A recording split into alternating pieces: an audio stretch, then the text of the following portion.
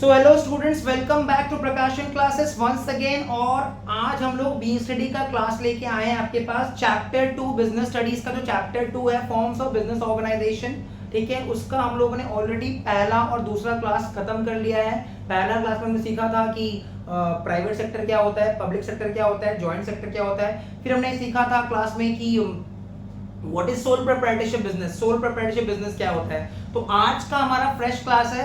आज हम लोग सीखेंगे topic Hindu undivided family, HUF. HUF भी एक तरह का बिजनेस ऑर्गेनाइजेशन होता है। जैसे फॉर्म्स ऑफ बिजनेस ऑर्गेनाइजेशन में सोल प्रोप्राइटरशिप होता है, वैसे next form of business organisation जो हम आज सीखेंगे वो है Hindu undivided family. So let us start. ठीक है, देखो क्या लिखा हुआ है, जॉइंट हिंदू फैमिली बिजनेस और हिंदू अनडिवाइडेड फैमिली। ठीक है, जॉइंट हिंदू फैमिली बिजनेस और Hindu undivided family business is that form of the business organisation. ठीक है, ये एक तरह का बिजनेस ऑर्गेनाइजेशन है which is owned and managed by the members of HUF. ठीक है, जिसका ओनरशिप और उसका मैनेजमेंट कौन करता है, उसके मेंबर्स करते हैं। ठीक है, हिंदू अनडिवाइडेड फैमिली बिजनेस का कंसेप्ट क्या है, मान लो एक जॉइंट फैमिली है, ठीक है, उसमें तुम हो, ठीक है, उसमें तुम्हारे ब्रदर्स एंड सिस्टर्स है, फादर एंड मदर है, ग्रैंड मदर है, ग्रैंड पेरेंट्स हैं, ग्रैंड फादर है। क्लियर? सो इन सबको मिला के क्या माना जाएगा, your uncle is also there, aunt is also there. ठीक है, इन सबको मिला के क्या बोला जाएगा, joint family. It's a joint family. क्या होता है जॉइंट फैमिली? जहाँ पे फैमिली मेंबर्स एक साथ रहते हैं, ठीक है, जॉइंटली कनेक्टेड रहते हैं, उसको बोलते हैं जॉइंट फैमिली। अब पूरा फैमिली बिजनेस अगर कोई मिलके एक फैमिली बिजनेस कर रहा है तो वो उसको हम लोग एचयूएफ बोल सकते हैं, हिंदू अनडिवाइडेड फैमिली बिजनेस बोल सकते हैं। ठीक है, अगर पूरा फैमिली मिलके एक बिजनेस कर रहा है तो it can be termed as HUF. तो एचयूएफ का देखो कॉन्सेप्ट क्या है, जॉइंट हिंदू फैमिली बिजनेस और Hindu undivided family business is that form of the business organisation. It is one of the forms of the business organisation. Like sole proprietorship was a form of business organisation, वैसे ही joint Hindu family business और Hindu undivided family HUF business is that form of the business organization which is owned and managed by the members of HUF. ठीक है, it is owned and managed by the members of HUF। मतलब Hindu undivided family business में या फिर joint Hindu family business में it is one of the business organisation, ये एक तरह का बिजनेस ऑर्गेनाइजेशन है जो ओन्ड एंड मैनेज्ड, ठीक है, owned and manage by the members of HUF. जो फैमिली मेंबर्स है ना वही इनको ओन करते हैं, वही इनको मैनेज करते हैं। ठीक है, फिर क्या लिखा हुआ है, it is the oldest form of the business organisation and can be found only in India. ठीक है, एचयूएफ बिजनेस का जो कंसेप्ट है ये बहुत पुराना है, ठीक है, बहुत एंशिएंट टाइम से चला आ रहा है। पहले के जमाने में सारा सब कोई जॉइंट फैमिली रहता था, सब कोई मिलकर एक बिजनेस करते थे। ठीक है, तो ये बहुत एंशिएंट टाइम से चला आ रहा है, बहुत पुराना फॉर्म ऑफ बिजनेस ऑर्गेनाइजेशन है। ठीक है, और इसका जो कंसेप्ट है वो सिर्फ इंडिया में प्रिवेल करता है, इंडिया में एग्जिस्ट करता है, आउटसाइड इंडिया इसका कंसेप्ट एग्जिस्ट नहीं करता है। क्लियर? सो एचयूएफ क्या बोलता है, HUF is the oldest form of the business organisation. तो अगर कोई एग्जाम में क्वेश्चन आता है which is the oldest form of the business organisation, so answer will be HUF. And ये कहां एग्जिस्ट करता है, कहां प्रिवेल करता है, only in India. Outside India HUF का कॉन्सेप्ट नहीं है। HUF stands for Hindu undivided family, HUF stands for Hindu undivided family. ठीक है, it is the oldest form of business organisation and can be found only in India. कहां exist करता है ये, सिर्फ इंडिया में। तो जॉइंट हिंदू फैमिली बिजनेस और Hindu undivided family business is that form of the business organisation which is owned and managed, which is owned and managed by the members of HUF. Member मतलब जो family member है उनको हम members of HUF बोलेंगे, जो family members है उनको हम क्या बोलेंगे, मेंबर्स ऑफ एचयूएफ। ठीक है, जैसे मान लो पूरा फैमिली मिलके पापड़ बेल रहा है, ठीक है, पूरा फैमिली मिलके पापड़ बेल रहा है, पापड़ का बिजनेस कर रहा है, सब कोई पापड़ बेल रहा है, दादा दादी, नाना नानी, चाचा चाची, मामा मामी, father mother, brother sister, all siblings, सब कोई मिलके पापड़ बेल रहा है, सब कोई मिलके पापड़ का बिजनेस स्टार्ट कर दिया, सब पापड़ बेलने में लगा हुआ है। Clear? So it will be regarded as a joint Hindu undivided family business. ठीक है, एचयूएफ, ठीक है, which is one of the oldest form of the business organisation and it exist only in India. अब क्वेश्चन ये आता है कि कौन सा लॉ इसको गवर्न करेगा। तो HUF, Hindu undivided family business, is governed by Hindu law, it is governed by Hindu law. ठीक है, एचयूएफ बिजनेस को कौन गवर्न करता है, it is governed by Hindu law. Clear? तो 3 पॉइंट क्लियर हो गया। पहला पॉइंट क्या है, जॉइंट हिंदू फैमिली बिजनेस और Hindu undivided family business is that form of the business organisation, it is one of the forms of business organisation which is owned and managed by the members of HUF. Members मतलब family members, family members, जो family में members है वो लोग उसको own करते हैं, वो उसको मैनेज करते हैं। Clear? It is one of the oldest form of the business organization, बहुत पुराना एंशिएंट टाइम से चला आ रहा है, oldest form of the business organisation है, which exist, which prevails only in India, outside India इसका कंसेप्ट एग्जिस्ट नहीं करता है। थर्ड पॉइंट में क्या लिखा है? It is governed by Hindu law. ठीक है, कौन सा लॉ इसको गवर्न करता है? It is governed by the Hindu law. तो 3 पॉइंट क्लियर हो गया। जॉइंट हिंदू फैमिली बिजनेस और Hindu undivided family business is that form of the business organisation which is owned and managed by the members of HUF. Second point, it is one of the oldest form of business organisation and which prevails, which exist only in India. It is governed by Hindu law. 3 point clear हो गया। चौथा point क्या लिखा है? HUF is controlled by the head of the family. ठीक है, देखो business को मैनेज तो सारे मेंबर्स मिलके करेंगे। बिजनेस में मैनेजमेंट का काम, देख रेख का काम को संभालना सारे मेंबर्स मिलके करेंगे। सारे मेंबर्स को मिलके जो काम करेंगे उसको बोलेंगे मैनेजमेंट। तो बिजनेस को कंट्रोल भी तो करना पड़ेगा। एक फैमिली में सारे मेंबर्स मिलके रहते हैं तो family is well managed. Clear? Now family को कोई कंट्रोल भी तो करता है। There is someone in the family who is the eldest member of the family. There is always someone in the family who is the eldest member of the family. ठीक है, family में जरूर कोई बड़ा होगा जो फैमिली में सबसे बड़ा है। ठीक है, और obviously it can be your grandfather, grandmother, ठीक है, father, mother etcetera as the case में भी। तो फैमिली बिजनेस में ठीक है जरूर कोई ना कोई एक एल्डेस्ट मेंबर होगा।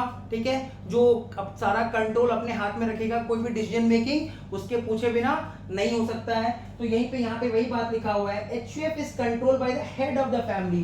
तो HUF में कंट्रोलिंग किसके हाथ में होता है? Head of the family who is the eldest member of the family. आपके घर पे भी यही होता होगा, है ना? आपके घर पे भी यही होता है कि जो हेड ऑफ द फैमिली है he is the eldest member of the family, मतलब जो eldest member of the family है he is the head of the family, और उनसे पूछे बिना कोई भी डिसीजन नहीं लिया जाता है। ठीक है, HUF is controlled by the head of the family who is the eldest member of the family and is called कर्ता। उसको हम लोग क्या बोलते हैं? कर्ता। ठीक है, HUF बिजनेस में जो कंट्रोलिंग है वो हेड ऑफ द फैमिली के पास है, who is the eldest member of the family, उसको हम लोग क्या बोलते हैं? कर्ता। HUF business is controlled bye कर्ता। HUF business is managed by members of HUF। ठीक है, HUF business will be managed by members of HUF but controlled by कर्ता। ठीक है, नेक्स्ट पॉइंट क्या लिखा हुआ है? all members have equal ownership right। ठीक है, सारा मेंबर्स चाहे वो मेजर हो माइनर हो, ठीक है, HUF में जो मेंबर्स है ना फैमिली मेंबर्स, वो मेजर भी हो सकते हैं या फिर माइनर भी हो सकते हैं। इट कैन बी मेजर और it can be minor. Sir minor मतलब one who has not attain the age of 18 years, जिसने अभी तक अपना 18 इयर्स का एज कंप्लीट नहीं किया वो माइनर माना जाता है। ठीक है, ऑल मेंबर्स मतलब मेजर भी एंड माइनर्स भी, they have equal ownership right. Hindu undivided family business का अगर कोई प्रॉपर्टी है ना, कोई एसेट है, तो उसमें सबका इक्वल राइट होगा। ऐसा नहीं किसी का राइट ज्यादा है, ऐसा नहीं कर्ता का राइट ज्यादा है, नहीं, all members have equal ownership right over the property. Property के ऊपर, ठीक है, प्रॉपर्टी के ऊपर सबका इक्वल राइट है। And they are known as co-partners, and they are known as co-partners. इसका मतलब जो हिंदू अनडिवाइडेड फैमिली बिजनेस में जो मेंबर्स है उसको हम लोग क्या बोलते हैं? को-पार्टनर्स। हिंदू अनडिवाइडेड फैमिली बिजनेस में जितने भी मेंबर्स हैं उनको हम लोग क्या बोलते हैं? को-पार्टनर्स। मेंबर्स को क्या बोलेंगे? HUF का co-partners. Head of the family who is the eldest member of the family, one who controls the HUF business, उसको क्या बोलेंगे? कर्ता। Karta is an individual who is generally the head of the family, the eldest member of the family, and one who controls the HUF business. Members manage the family and they are known as co-partners. HUF के जो members होते हैं उसको हम लोग क्या बोलते हैं? co-partners. HUF का जो eldest member होता है जो बिजनेस को कंट्रोल करता है उसको क्या बोलते हैं? कर्ता। ठीक है, HUF बिजनेस को कंट्रोलिंग किसके हाथ में है? कर्ता के हाथ में है। बट मैनेजमेंट किसके हाथ में है? सारे मेंबर्स के हाथ में, जिसको हम लोग बोलेंगे को-पार्टनर्स। मेंबर्स को हम लोग क्या बोलते हैं? को-पार्टनर्स। ठीक है, 3 जनरेशंस का मतलब क्या होता है? जैसे फॉर हम अपने पे लेके समझाते हैं, like I am a generation, my father is a generation and my father's father that is my grandfather is a generation. तो 3 जनरेशन, ठीक है, 3 generations of a family can be members of HUF। 3 generation तक जो है हम लोग members of HUF रह सकते हैं। क्लियर? उसके बाद हम लोग मेंबर्स नहीं कहलाएंगे, उसके बाद ऑब्वियसली कोई रहेगा भी नहीं दुनिया में। क्लियर? 3 जनरेशन तो बहुत लंबा समय होता है। ठीक है, 3 generation of a family can be members of HUF। जो मतलब जो मेंबर्स ऑफ HUF है वो मैक्सिमम 3 जनरेशन तक मेंबर्स रहेंगे। ठीक है, ऑब्वियसली उनके पहले उनका समझ ही गया होगे। ठीक है, सो जॉइंट हिंदू फैमिली बिजनेस के बारे में ये सारा पॉइंट्स पढ़ लिए, क्या क्या पॉइंट्स एक बार रीड आउट कर लेते हैं। जॉइंट हिंदू फैमिली बिजनेस और Hindu undivided family business is that form of the business organisation which is owned and managed by the members of HUF. Second point में क्या लिखा हुआ है? It is the oldest form of the business organisation, it is the oldest form of the business organization which exists, which prevails only in India. It is governed by Hindu law. Clear? HUF business is governed by Hindu law. Point number 4 में क्या लिखा हुआ है? HUF is controlled by the eldest member of the family, by the head of the family who is known as Karta. All members have equal ownership rights over the property.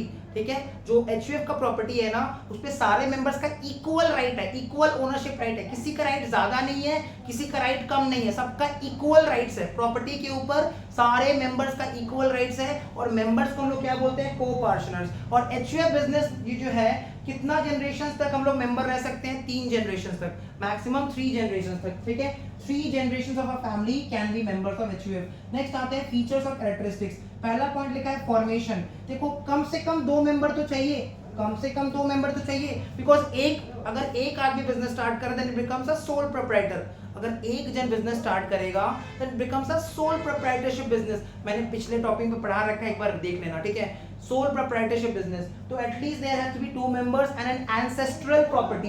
एक ancestral property होना चाहिए। ठीक है, ancestral property का मतलब क्या होता है? एक ऐसा प्रॉपर्टी जो पूर्वजों का दिया हुआ है, जो पहले का तुम्हारे जो एंसेस्टर्स हैं उनका दिया हुआ है। एक एंसेस्ट्रल प्रॉपर्टी होना चाहिए and there has to be at least 2 members. Clear? There has to be at least 2 members and an ancestral property is the basic requirement for the formation of HUF.